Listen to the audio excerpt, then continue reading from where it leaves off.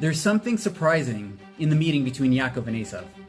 Throughout the story, Yaakov prepares for Esav's encounter really carefully. He divides the camp, he sends gifts, he davens, but what I found very interesting was that he never once asked for forgiveness, because he actually didn't do anything wrong by stealing the brachos, contrary to what Esav thought. Still, he takes responsibility for repairing the relationship, looking for favor, not forgiveness. Rashi quotes him saying, Shalem ani v'mevakesh ahavsecha. I am complete and I seek your love. Achapra panav. I will appease him, hoping yisa panai. Yaakov wants Esav to lift his face and to let go of his anger.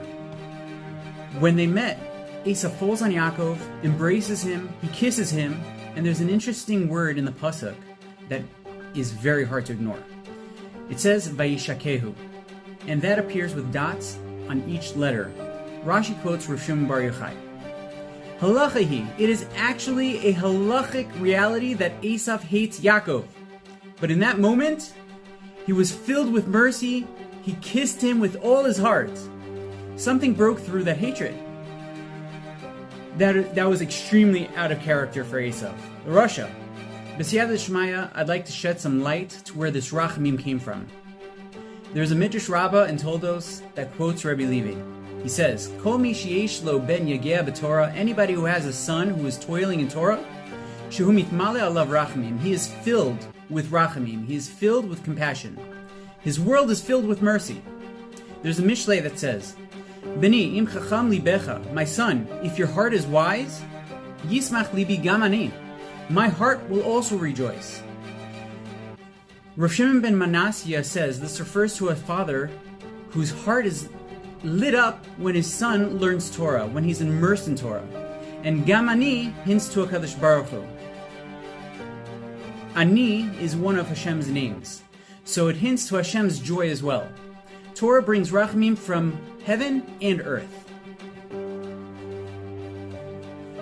Similarly in Shabbos, when Moshe comes down from Har Sinai, he sees the Egel, and he breaks luchos.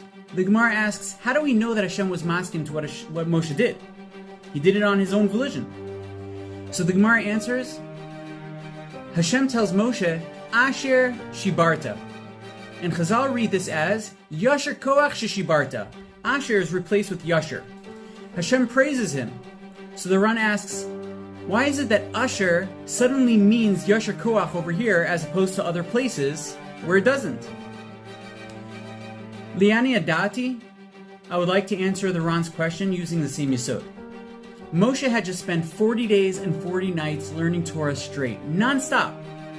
And he even used a Kal V'chomer from the Torah itself to decide whether to break the luchos or not, and he did. He wasn't only learning Torah, he was thinking Torah, he was living Torah, he was Mekayim Torah. And someone immersed in Torah, so that now he's Mismale Barachamim. So Hashem's Yasher Koach reflects the compassion which Torah generates. Yaakov represents and embodies Torah.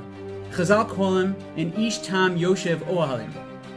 So even Esav, whose hatred is a given, is suddenly washed over with a moment of rachamim. He collapses onto Yaakov, he hugs him, he kisses him, not because he forgave him, not because he changed, but because Torah fills one with rachamim, within himself and even those around him, including the heart of Russia, Esav. Have a wonderful Shabbos.